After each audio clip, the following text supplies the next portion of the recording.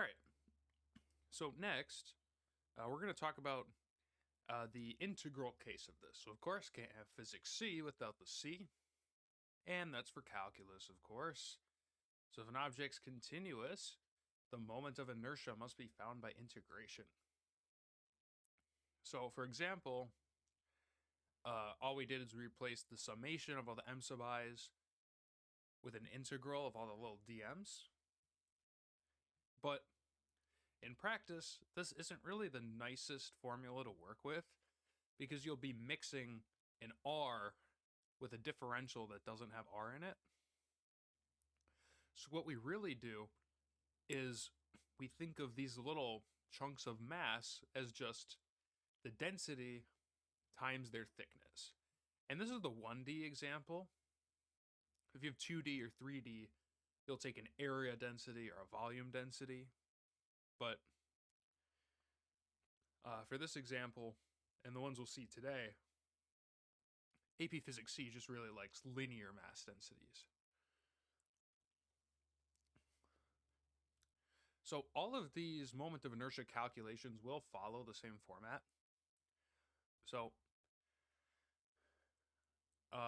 really what we want to find is a density function for our object. And that will allow us to remove the dm and turn it into something we can actually integrate. So as you can see in this integral up here with the x squared lambda of x dx, we have a dx and we have an x squared and a function that depends on x. So we're actually able to evaluate that integral. But here we have an r and a dm, and we can't integrate because dm could depend on r. So if the object has uniform density, lambda is very simple. The density is just total mass divided by total length, because you can just distribute the mass evenly within all slices. If not, well, they got to tell you what it is. Suppose we wanted to find the moment of inertia of a thin rod about its center of mass. Assume the density of the rod is uniform. Write the integral expression for the moment of inertia of the rod about this point. Well, there's our rod. And we want the moment of inertia through its center. So we want moment of inertia through its center. And we're going to say that the mass is equal to m and the length is equal to L. So, first, writing the integral expression, moment of inertia of a continuous object is always the integral of r squared dm, but we can almost never actually evaluate that. We have to write it some other way. And here, our coordinate is just going to be x. So here's our center of mass, and we're just going to find the minimum distance a point can be from it and the maximum distance, and those are integration bounds. So if this is x equals 0,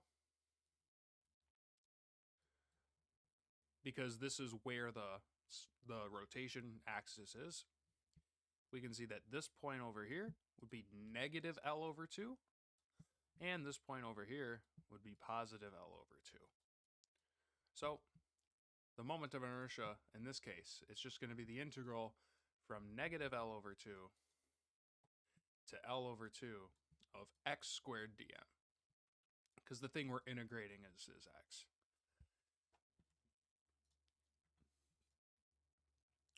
But we actually can't do anything with this integral right now, because x and dm are different variable names. So to eliminate dm, we have to relate the change in mass with the change in position of each slice. So density, since it's uniform, is just going to be total mass over total length,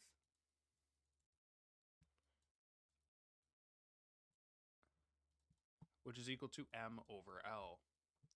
So we have lambda as a function of x, even though it doesn't actually depend on x, is just m over L.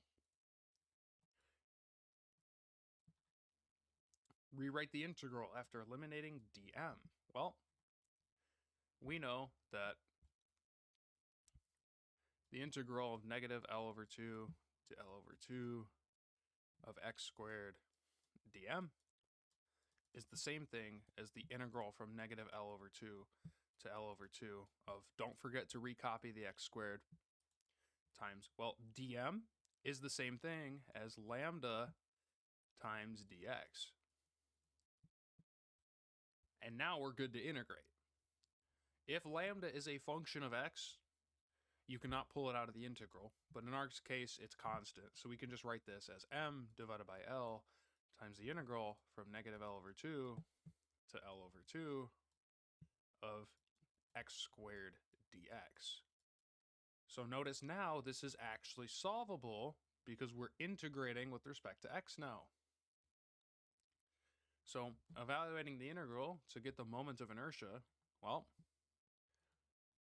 I is just going to be the integral from negative L over 2 to L over 2 of m over L x squared dx, which is just going to be, well, the antiderivative of x squared is 1/3 x cubed, so ml times x cubed over 3, evaluated from minus L over 2 to positive L over 2, which is just going to be the same thing as m over 3L, pulling all the constants out, times L cubed over 8 minus L cubed over 8. Because the minus and the minus aren't going to cancel because the odd function works that way. So we're just going to get, after combining these, we get 2 of them. So we get 2ml cubed over 24L. And we can see that this simplifies to 1/12 ml squared. So all moments of inertia do have this like m times distance squared format. And we call this 1/12 the shape constant. And also, it might have been less obvious, so I didn't show it this way, but you could have also just taken the integral from 0 to L over 2 and then doubled it, because this half of the rod is going to contribute the same as this half of the rod to the moment of inertia. And since it's squared, it doesn't cancel like it does for a center of mass integral. Just something I thought I'd bring up. A very powerful tool we have access to with moments of inertia is called the parallel axis theorem, which tells us that if you know the center of mass moment of inertia, you can find another one around a parallel axis by adding the total m times the distance squared from the new axis to the center of mass. It has to be through the center of mass. We can't just do it with any random moment of inertia. We know it has to be through the center of mass. And that's actually what we did in the previous problem. In the previous problem, we showed that the moment of inertia of a uniform rod of mass m and length L through its center of mass is located, or is equal to 1/12 ml squared. And we want to show that the moment of inertia about one end is equal to 1/3 ml squared. So here we go again. Here's the rod. And we are integrating about one end. So something like that.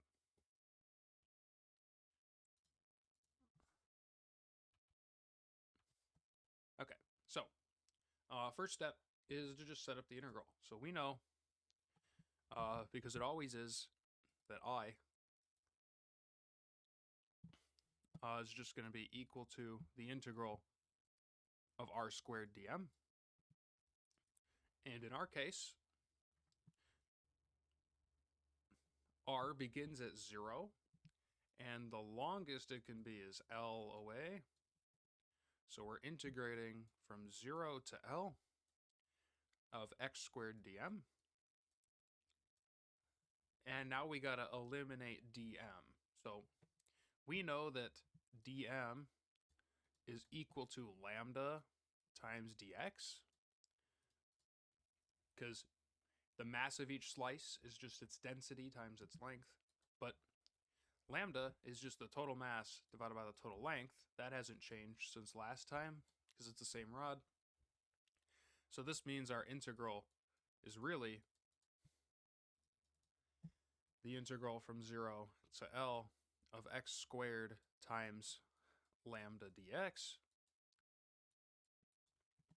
which is the same as m over L times the integral from 0 to L of x squared dx.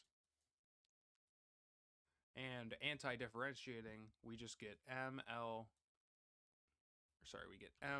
times 3L times x cubed evaluated from 0 to L. And unsurprisingly, that is what we thought we would get, because the problem told us we're expecting 1/3 ml squared. Notice this is bigger than 1/12. It's always true that the center of mass is going to have the lowest possible moment of inertia. Show that you recover the same result by applying the parallel axis theorem. So, yeah, if we can avoid integrating, we probably want to do that. So parallel axis theorem says if you're rotating about the center of mass, you can find the moment of inertia about a different line parallel to it just by this little shifting rule. And we'll make this a little longer just to make everything work out. Okay. So we know that I, through another point, is just going to be equal to I through the center of mass plus m times the perpendicular distance squared. So in this example, we're just looking at the distance between the two. And if this is halfway along the rod and this is at one end of the rod, well, the distance between them is just L over 2. So we said it's 1/12 ml squared through the center. And the distance between the rods is L over 2, so we square that. So we get 1/12 ml squared plus 1/4 ml squared, but 1/4 is the same thing as 3/12. And I just wrote it that way, so we can easily see that it's 1/12 plus 3/12, which is 4/12, which is the expected 1/3 ml squared.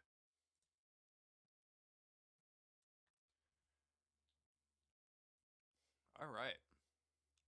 Now we'll deal with the non-uniform case. So suppose we have a non-uniform rod of length L about its left end, whose density as a function of distance is given by lambda of x equals beta times x for 0 to x to L. So what we have is a rod that's actually getting more dense as we go along. So we have something where it's slowly getting more dense. Show that the total mass of the rod is equal to this, beta L squared over 2. Well, the total mass of the rod is just going to be the sum of all the little mass slices. And as per usual, dm is just lambda times dx. And for this case, we actually have a non-uniform rod, so we're actually given a function for lambda, so it's just the integral of 0 to L of beta x times dx.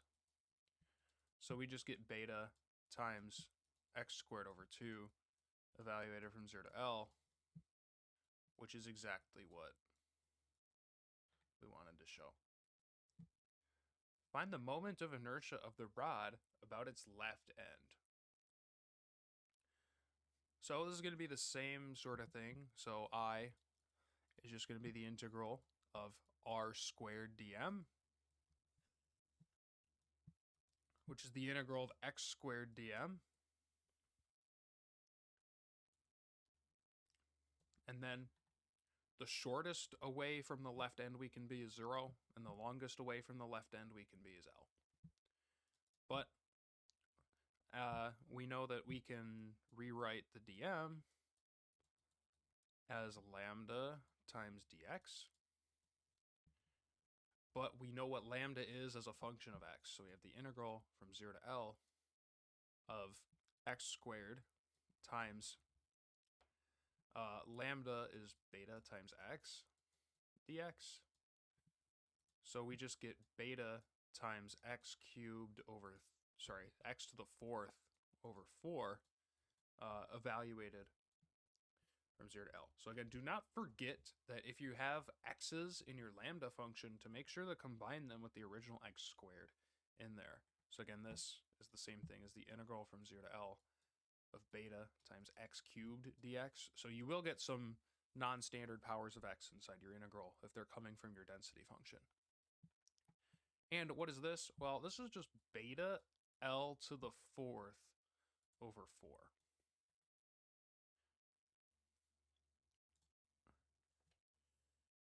And we can also rewrite this in terms of the mass, because we said that the mass of the rod was just equal to beta L squared over 2. So if we actually go in and replace this beta, so this is technically right. This is technically right in terms of beta. But if we want it in terms of M and L, we could instead go up here and say that, well, if M is equal to beta L squared over 2,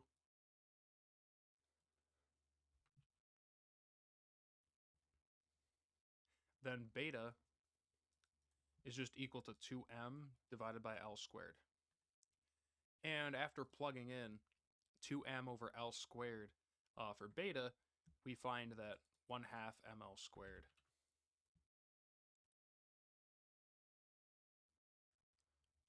is the value for this. And another interesting note is, notice that we get 1/2 mL squared about the end of this rod, but it was 1/3 mL squared about the uniform rod. So this is a larger moment of inertia because in the non-uniform case, much more of our mass is actually located away from this pivot point. So similarly, we would get a different moment about the right end. All right. Suppose we now move the axis of rotation to the right end of the rod. Will the moment of inertia increase, decrease, or stay the same? Justify your answer conceptually. Well, this doesn't mean compute it. This means think about it. So there's a couple ways of doing it. So first, the more direct way of saying it. So we know that I is the integral of r squared dm. So since, and we also know that lambda equals beta times x, which again is just going to look something like that. So the density of the rod is increasing as we go further on. So what this means is that more mass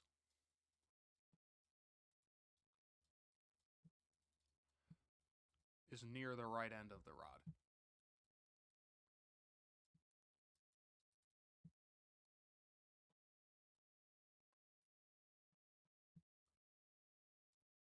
And if you're closer, that lowers your moment of inertia. So I on the right is going to be lower than I through the left. Because with the left, all your heavy mass is farther away.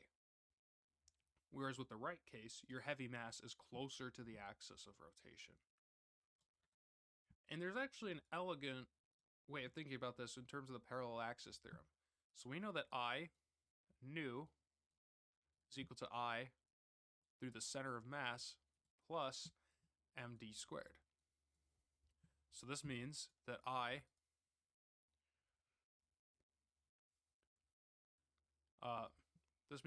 depends on your distance from the center of mass. So because this md squared term. So since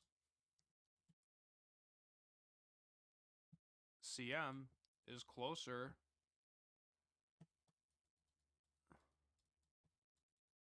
to the right end,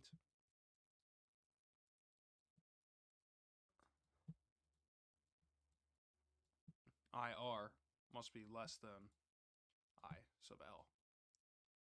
Because again, the closer you are, the center of mass is the lowest moment you can get. So if the right end is closer to the center of mass, it must have a lower moment of inertia. And again, we know that the right end has to be closer to the center of mass because it's non-uniform density. So that means at least center of mass has to be to the right of the midpoint. And lastly, we'll do a sample full free body or free response question that integrates all this moment of inertia stuff. No pun intended, because we will be integrating. This is very similar to, I believe it's 2021. One of the lowest scoring College Board questions. It was something like this. So we have a rod, a metal bar of mass M and length L is held in an initially horizontal position where it will eventually rotate clockwise about its left end. So it's going to swing. It's going to swing down attached to the end of the roof. So this is like a little pivot. It's going to swing this way eventually. The rod is non-uniform with a density function given by this expression. We have M's and L's this time. And it's also quadratic. So if we think about the density in this case, we actually get a density that's something like this. So it's very heavily weighted towards one end. So this is our lambda. This is x. So that should tell us some things about moment of inertia and center of mass.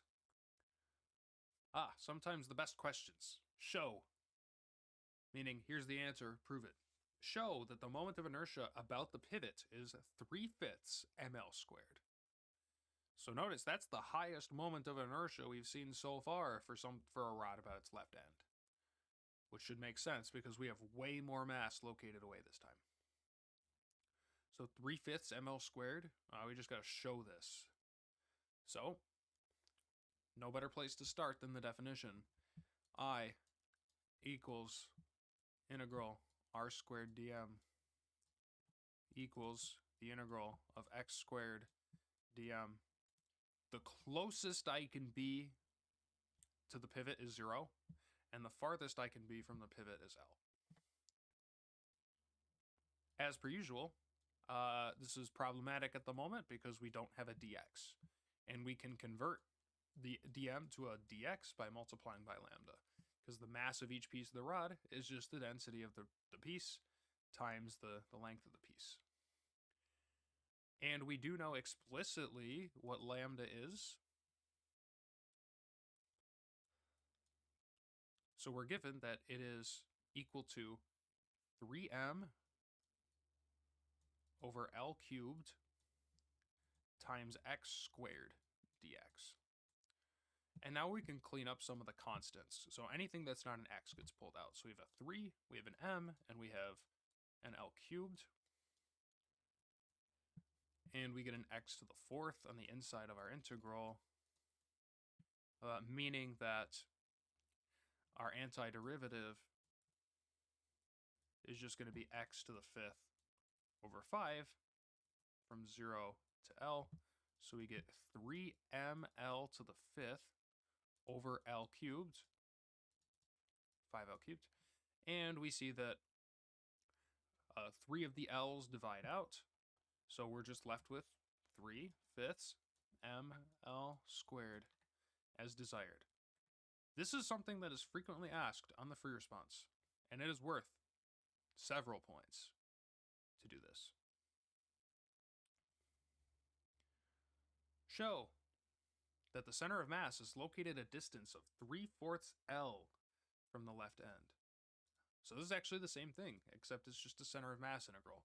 So we know that x of the center of mass is equal to 1 over the total mass times the integral of x dm. And we're saying the left end is 0. So the closest you can be to the left end is 0, and the farthest you can be is L.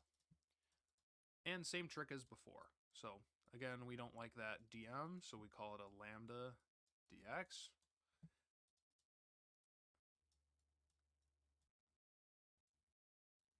And we said that the density function lambda for this was equal to 3m over L cubed times x squared,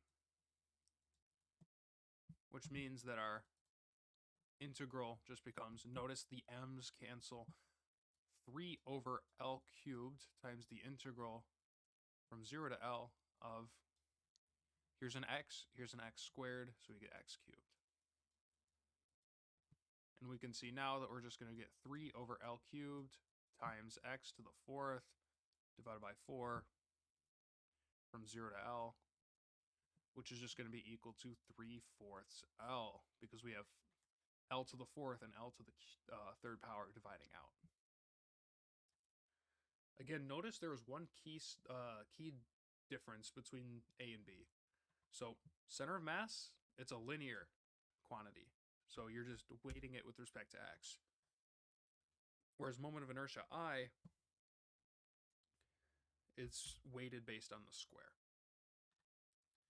And now here's the portion where it gets real tricky for a lot of people. The bar is then released from rest and allowed to swing into a vertical position. We're definitely going to have to solve for how fast it's moving right when it's about to strike. This is a very classic question. So the trick is that things like kinematics don't work because it's actually going to be rotating at either an increasing or decreasing rate, or the torque at least. So the only way to do these problems is typically energy. And to do that, we're going to set the change in potential, because it's going to have GPE up here. And then as it swings, that GPE is getting converted into kinetic energy. So to do that, we want to first solve for the height change of the center of mass. So that's why this was asked. So 3/4 L. So the center of mass, it's going to be somewhere over here. And then if we track the center of mass as the whole thing falls, it's going to then end up right about here. So we just need to figure out how far does the center of mass actually fall. And you might instantly know what the answer is, and that's fine, but we'll show how you can arrive there. So first thing we'll do is label this as 0. So this is going to be our 0 point, because it's when the center of mass has reached the lowest point in its diagram. And then we just got to figure out how high up the center of mass is at its highest point. So, well, we know that if the entire rod is L, and this is 3/4 L, so this is just 3/4 L, well, notice that's exactly the height change, because the rod started from a height. It started from this height and it ended down here. So the vertical position displaced is just 3/4 L.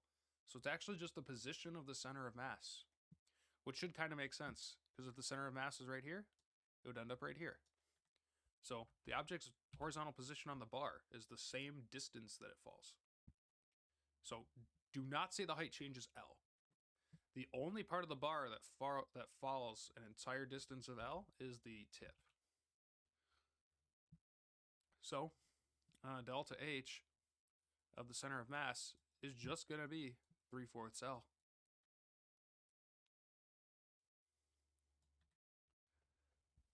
And now we want to solve for the speed of the tip of the bar right before it strikes the building. And this is where energy conservation is our friend. So what is happening is we have gravitational potential energy is getting converted into rotational kinetic energy. So we know that U at the start is going to be equal to K at the end. So the initial kinetic energy, or the gravitational potential, we can just look at the amount that the center of mass actually fell. So we have mg, the h it fell is 3/4 of the length of the bar. If it was a uniform bar, that number would be L/2. And then kinetic energy final. Well, the bar is rotating, so we're just going to use the expression for rotational kinetic energy. And we actually solved for I already. So now we can just do some plugging and chugging. So we have 3/4 mgl is equal to 1/2 times I, we said was 3/5 ml squared, times omega squared.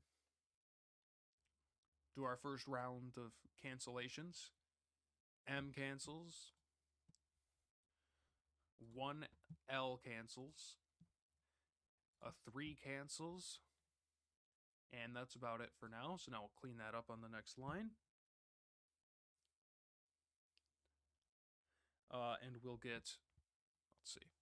So we have a 1/4 G is equal to 2/5 L omega squared.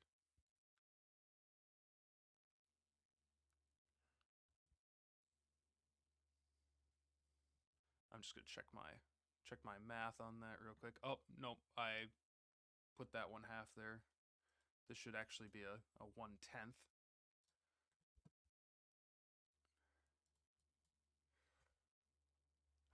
And then multiplying over, we get omega squared is going to be equal to 5/2 times G over L. But we didn't want omega. We actually wanted linear velocity, which is V. But V is just the same thing as omega times L in this case. So this could be written as V squared over L squared, just equal to 5/2 GL, or G over L. And therefore, we can find that the velocity of just the tip of the rod, the other points are going to be moving slower, but the fastest part of the rod is the tip of it, and that's going to be moving at square root of 5/2 GL. And with that, we are done. So again, notice once again the units work out. Think of your typical like square root 2gh as a velocity. So we have square root of g times a distance. And also notice that the answer was not just square root of 2gh. We had to take the moment of inertia into account. But that's some good examples of how to deal with these non-uniform rods. And like I said, I believe it's 2021 or 2022, some year in recent memory, there's a question just like this. And I think it's great practice. It was a brutal one though.